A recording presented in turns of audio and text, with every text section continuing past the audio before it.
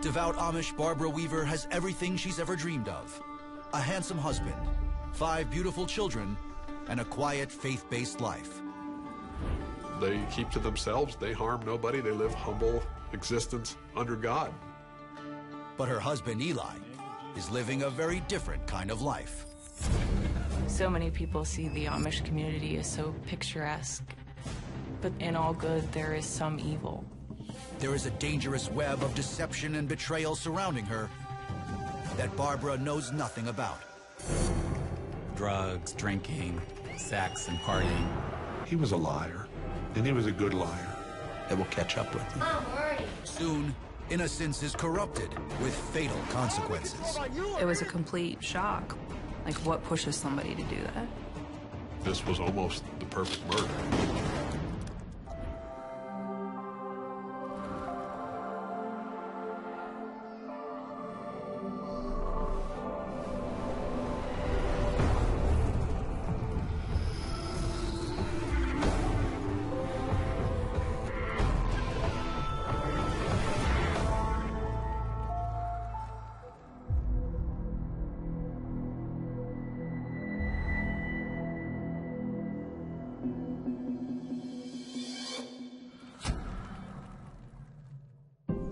Late May 2009.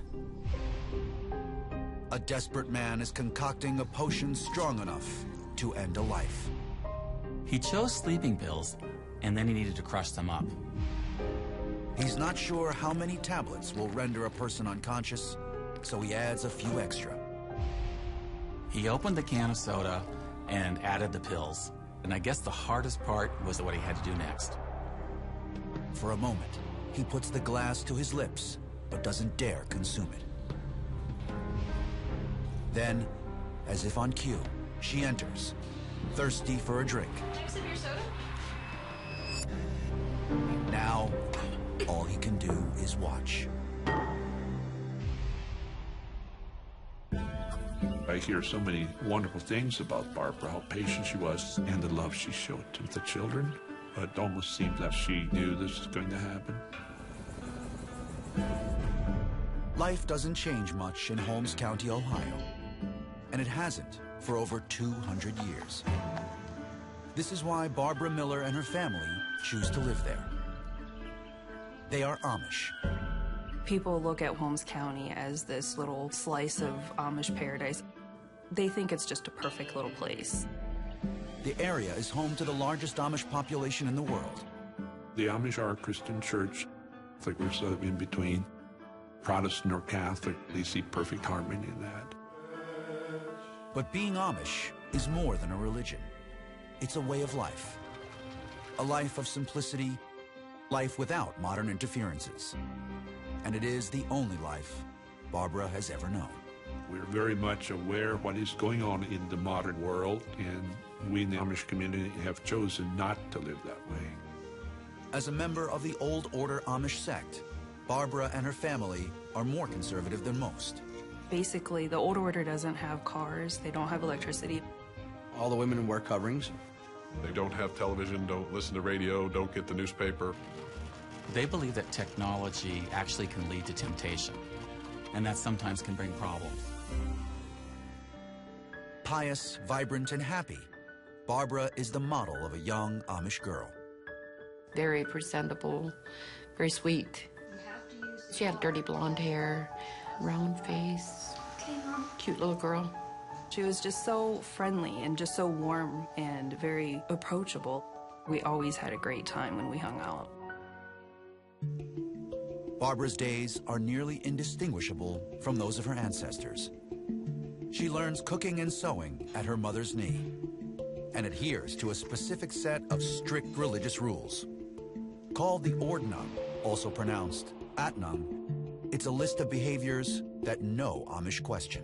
A blueprint to the perfect Amish life. Everybody, please rise. The Ordnung, we would say, is following the footsteps of Jesus. The Atning is what the church has basically agreed on. That's the rules of the church, and then they expect people to live by them. Be pious. Wear a bonnet. Obey men. Barbara never questions. She never wants to. To her, The Amish world is a wonderful world. Barbara was very devoted, very happy where she was.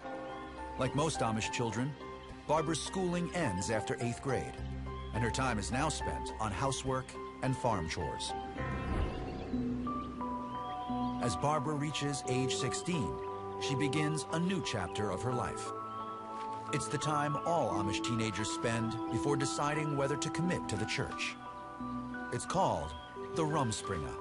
Rumspringa, literally translated as running around. During this period, elders relax the usual restrictions of the Ordnung, so teenagers can experience some of the non-Amish or English world. It's an exciting time. You get to do pretty much whatever you want. I mean, the parents still are wishing and hoping that you don't do really crazy stuff, but it's a time that all kids look forward to. Pop culture paints Rumspringa as spring breakers gone wild. Drugs, drinking, sex, and partying. While that's a little bit true, it's most often not the case. Teens enjoy the freedom while it lasts. Because at the end of the Rumspringa, they all face a life-altering decision to formally accept the strict Amish way of life, or else leave the community forever. It's a period of questioning. Do I really want to do this? Do I really want to be part of the Amish community? For Barbara, there is no question. She doesn't even test her boundaries. She knows the Amish world is for her.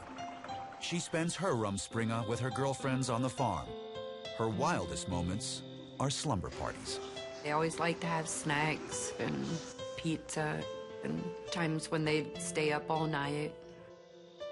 By the light of a kerosene lamp, the girls read the romantic novels of Lori Wick and fantasize about the future. They're Christian romance books. We would have almost all of them, and we would trade and share. Their girlish dreams are chaste. The Amish do not believe in sex education, but Barbara lives and breathes the novels and imagines fulfilling her own romantic destiny. Growing up, the only thing we thought of was to be the mom and the wife. Barbara longs to meet a handsome Amish man to devote her life to. And she has an idea who that man could be. Eli was very charming. His smile would just light up the room, and he could make you laugh. You never knew what he was gonna say next. It was always a surprise. People around Eli liked Eli. Eli is Eli Weaver. 1 year older than Barbara, she's known him since childhood. He wasn't your average timid, shy Amish person. He was very outspoken and didn't hold anything back. He was physically fit. He saw himself as a ladies' man, and I think a lot of people saw him that way as well. The two teens spend time together and flirt, as allowed by the relaxed rules of the Rumspringa.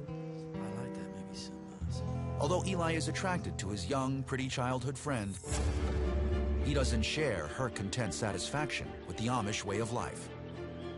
Unlike Barbara, Eli pushes his Rumspringa experimentation to the limit. He samples a shocking range of the vices offered up by the English world. He was rebellious, just wild, partier. Eli got on the internet and he saw a whole wide world of things he'd never seen before. Places for hookups, sex, probably porn.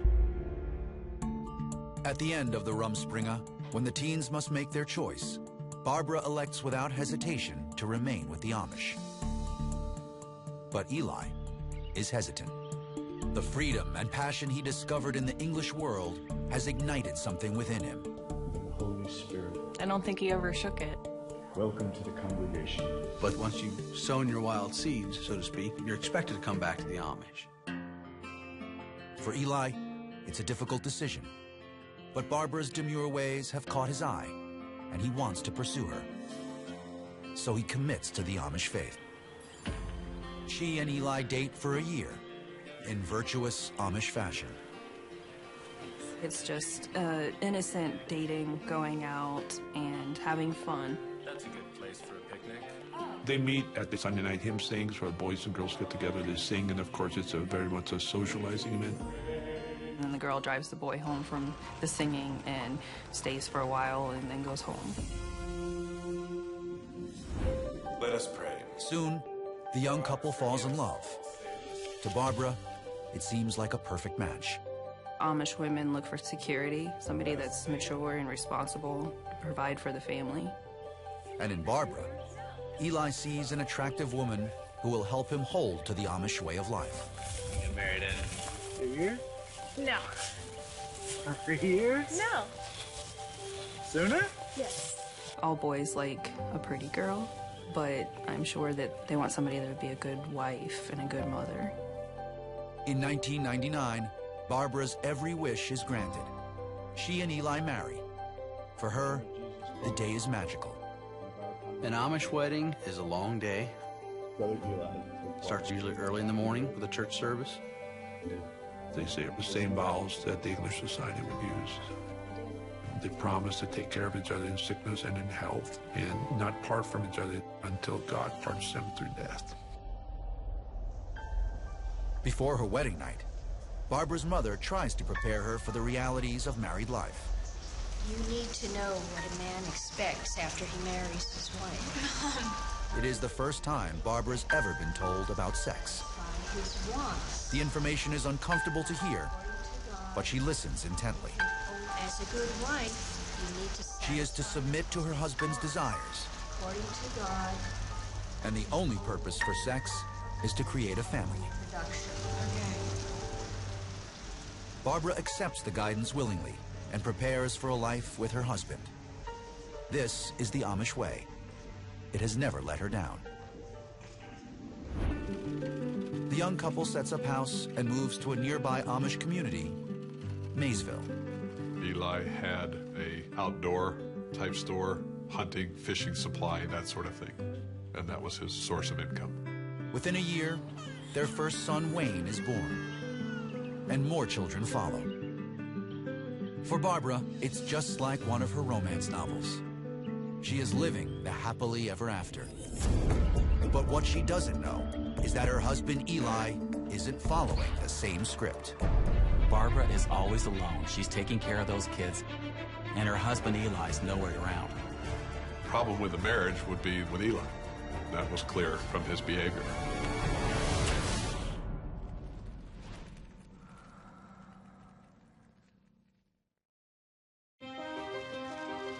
By 2006, Barbara Weaver and her charming, handsome husband, Eli, have been blessed with 5 children. 2 girls and 3 boys. She was very happy where she was at. Barbara is living the life she has been raised for. Devout Amish wife and mother. You would see this young Amish couple with a small family and think everything was just fine. But it's not.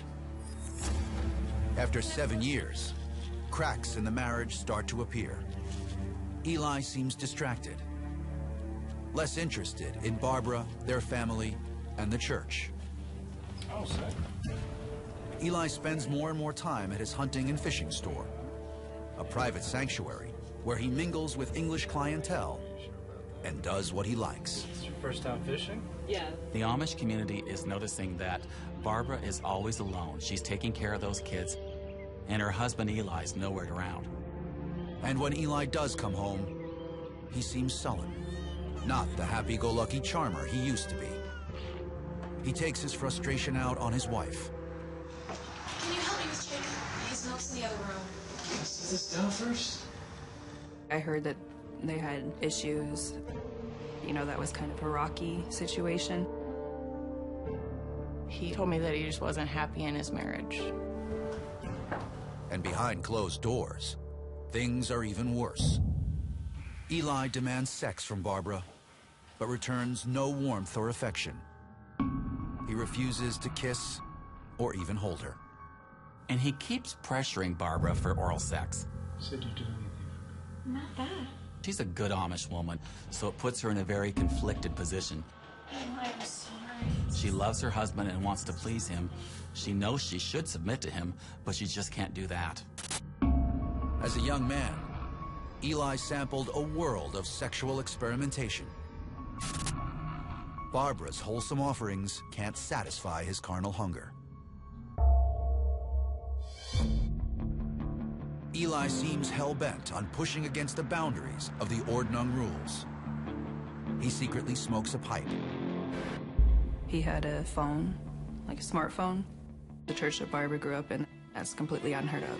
They can use cell phones at work for business, but not to be carrying them full-time. Eli gets a thrill from using his cell phone to explore romantic prospects in the modern world. He was very familiar with the social aspects of the internet and was chatting with women online. Against the rules and behind Barbara's back, Eli creates an online profile and keeps the phone close by and turned on day and night. He had photos of himself on the internet. He has a list of nearly 150 English women linked to his dating profile. He used the label Amish stud from Worcester, Amish guy from Worcester. Eli was living a double life. I mean, he has different online accounts where he's meeting women and texting women, and then he's also an Amish guy with a wife and 5 kids. When he's with Barbara, Eli appears to abide by church rules. But he takes advantage of a loophole, one that allows him to spend significant time alone with a woman who is not his wife. The old order Amish don't own cars, but they do use them, and the way they get around that is to hire a driver. The Amish would call somebody to take them to the store, to the doctor, to the chiropractor. It's a way to get out and get to know people. Eli's driver is Barb Raber, an English wife and mother who lives in town. Middle-aged and unassuming, she hardly fits the profile of a seductress. And Barb would drive Amish, and Eli could ride with her then. Barb was the kind of woman that would be interested in a guy like Eli. But among the community, Barb Raber has a reputation. Rumor has it, she cheats on her husband, especially with Amish men. The Amish elders had suspicions about Barb Raber, but they never once thought about Eli Weaver. The elders might not have Eli on their radar, but Barbara has never felt good about her husband being driven alone by Barb Raber. She's right to worry. Eli and Barb are a combustible mix. A woman bored in her marriage, and a continually restless man itching to push the boundaries of his quiet Amish life. When she was driving and he needed a ride, it was very easy for them to get together. Soon, Eli begins leaving home for long stretches, telling Barbara the absences are hunting trips with his friend Ivan Mast. But mostly, the trips are a cover story. Eli and Barb Raber have begun a torrid affair. They sometimes used a hunting trip as an excuse to just go somewhere for a weekend. So he leaves Barbara all alone with 5 little kids under 10 to take care of. Mom, what I made for my sister. That's nice. Eli is breaking the vows he made to his wife and his church. To anyone else, it might be obvious that Eli is cheating, but not to Barbara. Every time her husband returns from a trip, she is only grateful. It's characteristic of Amish women to be faithful in those situations. You honor God through honoring your spouse. But I believe marriage to Eli was a weight, a ball and chain around his ankle, and he wanted out of it. Someone said he had an ego on steroids. He was all about Eli and himself. Then, one ordinary day in 2006, Eli returns home to give Barbara the shock of her young life. I left you. He announces to Barbara that the marriage is over. He goes to Barbara and tells her, look, I can't do this anymore. I think he just wanted out. He loved her at one time, but he just didn't feel like he loved her anymore. But then, there's the biggest bombshell. I'm staying with her. The driver, Barb Raber? It's not the person she has always suspected. Instead, he's gotten involved with a random woman he met on the internet.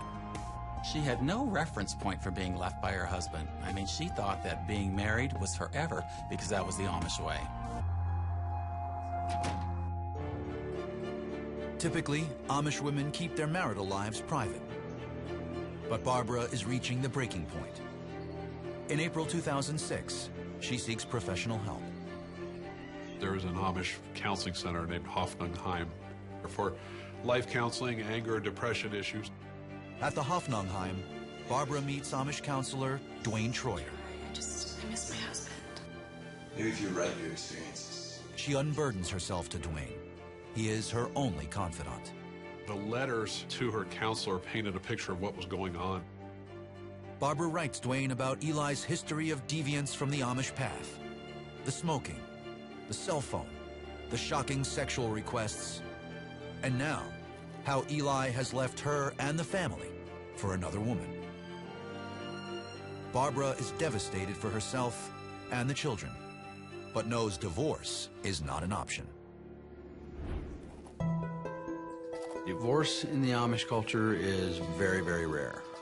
You'll virtually never hear of it. Usually they go through counseling, try to work things out. And for the sake of the children, we don't have divorces. Our divorce rate would probably be 0.001%. Dwayne counsels her to have patience. She can do nothing more than wait. Barbara prays that Eli will grow tired of the temptations of the modern world and return to their family. But one day, a few months later, when Eli comes to see the children, all hopes are dashed. It seems her husband has been touched by the devil. What did you do? What are you talking about? Prepared. I want to live by the rules anymore. He didn't like the control of his community. He wanted to be free and live his own life. I want to live by the rules. In this shocking act of defiance, it's apparent that Eli has forever turned his back on the will of God and the Amish way of life. Now they are worlds apart. Barbara is a broken-hearted Amish wife with an English stranger for a husband. Think how destructive that would have been on the children, how that would have been to Barbara Weaver. The Amish community is loving. They support Barbara. But there is an empty space in Barbara's heart. She is still in love with Eli and still dreams of the happily ever after she read about as a girl. But unfortunately for Barbara, some fairy tales don't have happy endings. You know, what if he comes home and things go bad? It's $1 million question. Why didn't you just stay away? Why didn't you just leave your wife? The Amish elders had suspicions, but they never once thought about Eli Weaver.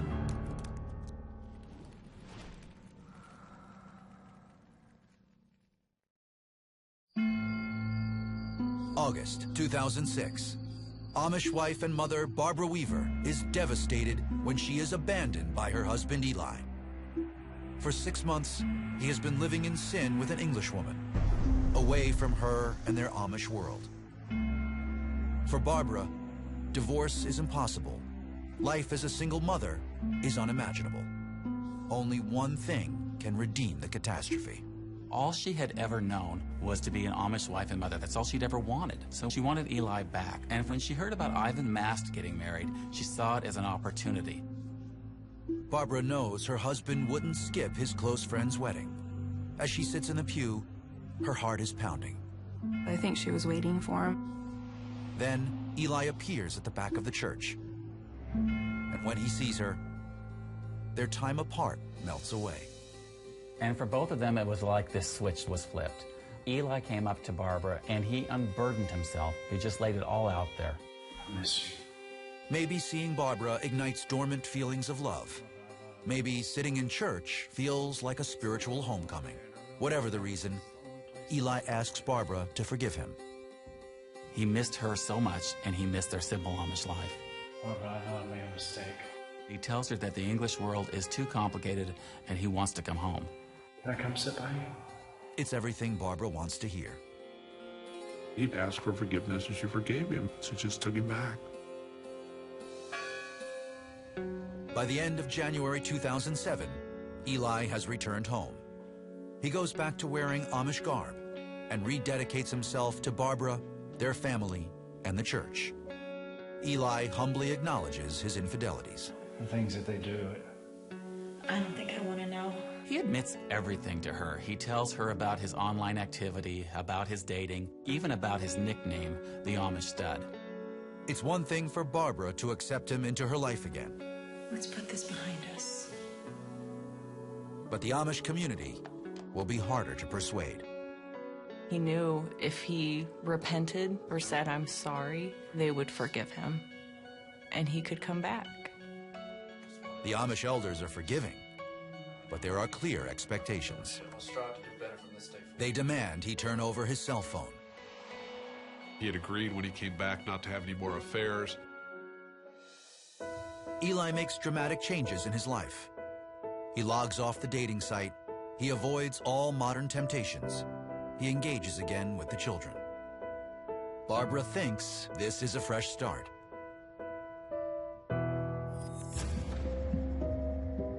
But a year later, Eli and Barbara's reconciliation is already falling apart. Now, he misses the English life. He is torn between two worlds, but not really at home in either. Darkness consumes him. He came back in body, but not in spirit. Barbara continues to write Dwayne Troyer about her problems. She tells him that Eli has reverted to old behaviors, ignoring her and being indifferent to their children. I believe Barbara Weaver's worst fear was that he may leave again someday. She writes Dwayne that Eli only appears to have changed to appease the Amish elders. Where are you going? Going to work. Eli's asking for forgiveness, and people are embracing him back into the Amish culture. Barbara's concern was that Eli was just turning on his charm. And Barbara's fears are right. He was a liar, and he was a good liar. Eli may have left his girlfriend in town, but there's something his wife doesn't know. He's still seeing Barb. She can feel his detachment. She fears Eli doesn't really love her or their family. They fight all the time, and she says, "We're not going to have that in our house." Barbara's placid Amish demeanor crumbles as she gets more desperate and more upset. Why are you so angry all the time? But even sadder, it is at this point that she's just really heartbroken. Reading her letters to her counselor is really the only time I think I've cried in 20 years of doing this, because it showed her trying to hold her marriage together. And I read this outpouring of grief from this woman who is watching her marriage crumble. But Barbara does what her entire Amish upbringing has trained her to do: persevere. She stayed with a man who she realized didn't love her because she believed her Amish faith required her to do that. By 2009, Barbara's marriage is markedly worse. Eli no longer cares about the promises he made to his wife. He stops denying his worldly desires and gives in to old bad habits. He's back on the internet. All of his online activity was through his phone. He loved that thing. He was terrified of losing it. He knew he'd be in a bunch of trouble if he got caught again, but he was willing to take that risk. Eli's old patterns come back with a vengeance. Once again, he's juggling dozens of hookups, not just Barb Raber. One of his new mistresses is a woman who only wants to be known as Mary. I met him online. He was on a chat site, and his screen name was Amish Guy. We started talking, found out he owned a bait and tackle shop, and I love to fish. I was down there at least once a week to see him. Turn it on? Sure. Mary says, from the start, Eli tells her his Amish life is hopeless. He just seemed lonely. He never talked about Barbara, other than when he was mad. He would hide in the basement of the house and text me at night after she went to bed. He was unhappy, but he wouldn't leave because of his kids. Eli knows he is playing with fire, but his affair with Mary fills the emptiness. It's a way for him to have it all. If he gave up his marriage, he lost everything that he knew. But at the same time, he wanted the escape. He was living a double life. When he's not seeing Mary, Eli is continuing his longest-running secret relationship with Barb Raber. Barb is possessive and easily jealous. Eli doesn't dare tell her there are many women. English women, married women. If his secrets ever surface, the fallout could be deadly. Eli had to have been making enemies all over town in both the Amish and the English world. You know, the Amish could be forgiving. English guys aren't so forgiving. That made sense. A jealous husband, a jealous boyfriend. You're messing around with my wife, my girl. This was as bad as things got.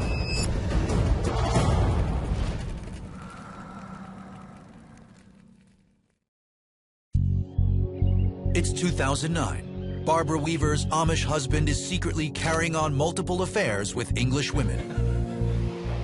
All of the lying takes its toll, and it's his wife who suffers the consequences. He spends all their money on his mistresses. He had canceled their joint checking account. This is it? He wouldn't give her money for food or groceries that she needed to take care of the kids. That's all I got. He was shutting her out emotionally, but then all of a sudden now financially as well. The unpaid bills are piling up. And that's a shame because a lot of the correspondence with the girlfriends was, what do you need? Do you need any money? Do you need any help? Very giving to the girlfriends and very selfish to his family. She is at her wit's end, worried for her children. She did the best that she could. She stood by him long after most other women would have called it quits. Late May of 2009. Eli is tangled up in a web of misery spun by his own demons. He is desperate and comes up with a plan. He crushes a handful of pills, unsure of how many to use, and decides to add them all. He opened the can of soda and added the pills.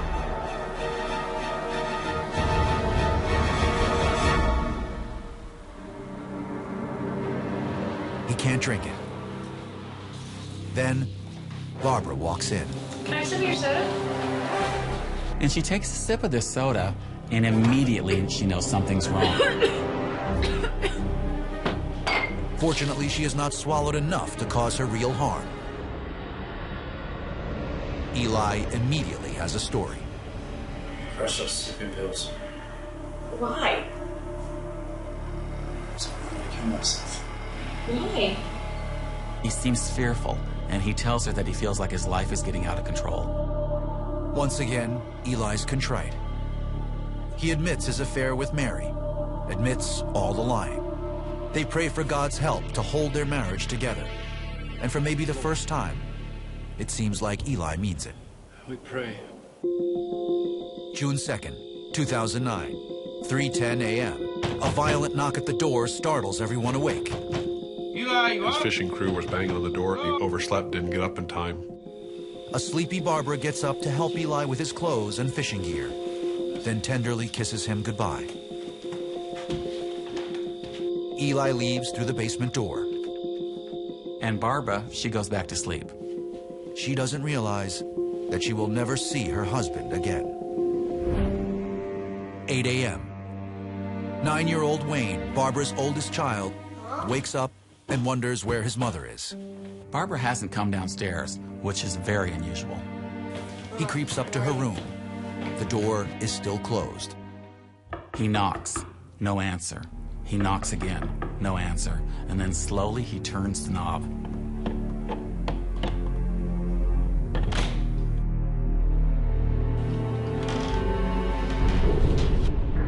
Her oldest son found her in her room.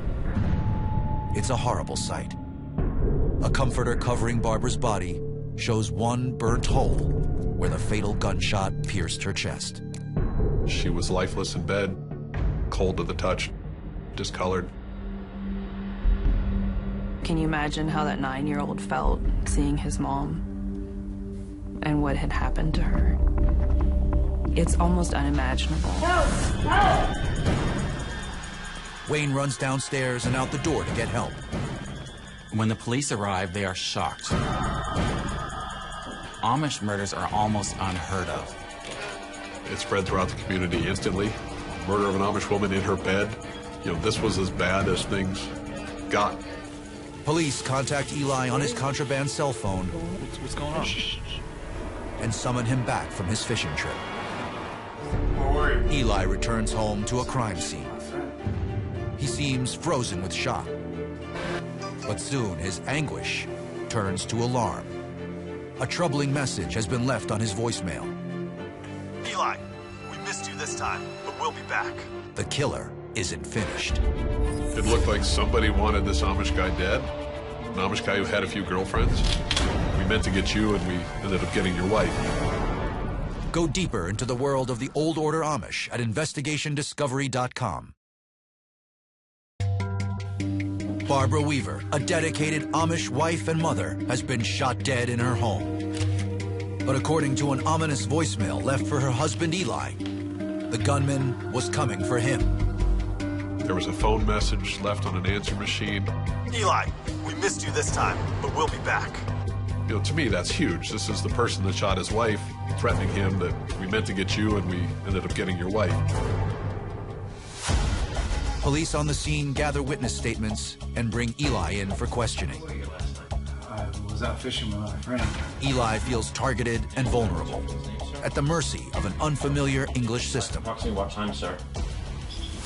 8 o'clock. Around 8 o'clock, you're saying? He knows who to contact. When it comes to Amish cases in the area, Andy Hyatt is usually the attorney who represents the Amish. My goals in representing him were to help the police direct their investigation towards the persons or persons that did do this. And then they questioned me as if I had something to do with it. Eli strikes Andy and the police as the picture-perfect Amish widower, grief-stricken and respectful. He appeared very scared. He tells them about his troubled but improving marriage. He's honest. He tells them about his affairs with Barb Raber, with Mary, and others. And when the police ask Eli if he knows who might have left him that voicemail, or who would want to hurt him or his wife, he pauses. And then, almost sheepishly, he tells the police that Mary would joke about killing Barbara. Yes, Detective, I've had an initial meeting. Police immediately start to track down Eli's girlfriend Mary and his other mistresses. About this matter. Seeing that Eli has a cell phone, they also file a warrant with his cellular carrier to retrieve his text and call logs. So the police shift into high gear. They're looking all over the place for those women, especially the woman that Eli said wanted to kill his wife, Barbara. And then they get this call, and it's that woman, the one they were looking for. Yeah, I mean, I found out about Barbara's murder. Texting recently? I immediately contacted the sheriff, and I met with him that evening. I would never say anything about wanting to kill his wife. And here he had already given him my name and was trying to blame me. Mary points the finger right back at Eli. She tells the sheriff's office about her relationship with him and a recent conversation between them. A few weeks before, he told me if I seen his wife in the driveway, I was to run her over. I just blew it off. I thought he was just angry. It remains a he said, she said situation. Until the morning of June 9th, just 8 days after the murder. We received the text messages from his cell phone covering the day before, the night of, and the morning after the murder. The messages are between Eli and Barb Raber. Sir, do you recognize this number? 453? The text messages back and forth, I believe, clearly showed this murder was planned and who committed it. That's Barbara. According to the retrieved text messages, Eli and Barb had been planning to kill Barbara for at least 6 months. Sir, I'm asking you a question. Barbara Raber had done a lot of internet research on poisons and what types of poisons can kill a human, how much rat poison to kill a human. Poison. It was Barb who had procured the sleeping pills Eli crumbled into his drink. Barb had given him the pills to kill his wife the week before. It didn't happen then, but they made sure it happened later. In the days and hours before Barbara Weaver's murder, Eli and his long-standing mistress are in frequent communication. Barbara Raber's phone was texting Eli's phone saying, I don't know if I can do this, I'm too scared, I won't be able to see anything. Eli telling her, bring a flashlight, the basement door is open. The motive? Freedom. Eli believed this was his only way out. He knew that to divorce Barbara would forever remove him from his family and the Amish faith. So he decided that if his wife were to die, he would be out of the marriage and the community would still embrace him and he could still have the best of both worlds. With the text messages in police hands, the evidence is overwhelming. Did you make this? That's when he was placed under arrest. Now, Eli confesses everything. She told me she'd get rid of my wife. She could have me all the time whenever she wanted me. I wasn't thinking clearly when we planned this. He tells the police how, on the morning of his fishing trip, he left the basement door open for Barb Raber. Barb has a .410 shotgun she took from her husband's gun closet. They were texting back and forth, and he told her how to get in the house, and she was waiting in the basement. And shot Barbara in the chest. Then she runs out of the house and into the darkness. Barb panics and starts texting Eli the next day. The messages are incriminating. They even include Eli asking Barb to get someone to leave the threatening voicemail. That call was placed at Eli's request by a man, and eventually as those rabbit trails dried up, we realized that all the evidence pointed back to Eli. On August 17th, 2009, Eli faces final judgment from the court Guilty. and his Amish community. I went up to the courtroom, and it was full of Amish. When we walked into the courtroom, maybe half of the spectators turned their backs, put their heads down.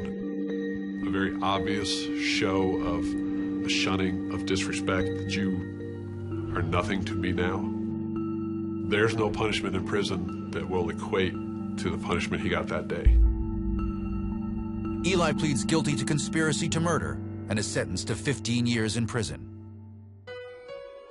In return for the plea, he agrees to testify against Barb Raber at her murder trial. Barb pleads not guilty, but at trial is convicted and sentenced to life in prison. To this day, she claims Eli put her up to it. Today, Barbara Weaver's quiet Amish community still lives with the horror of Eli's crimes. It's so unheard of for there to be violence in the Amish that for something like this to happen, it was a huge shock to everybody, and it was just so sad. Like, why would somebody do that? If he wasn't happy, then why didn't he leave? I mean, nowhere did he have to kill his wife. He could have left. Eli pictured a life where all the things that were wrong with his choices, he would not be held accountable for. I don't think Eli loved his wife or his children as much as he loved himself. Barbara Weaver's children are being raised by her family. Eli writes them from prison, begging forgiveness from them and from God. Barbara deserved justice. He had no right to do what he did. I just hope he actually learns from it. She was a victim for a long time before she was actually murdered, because he ignored her. And said at one time, if he would come back now, that whole village would leave. It would be like an empty ship with only Eli on it.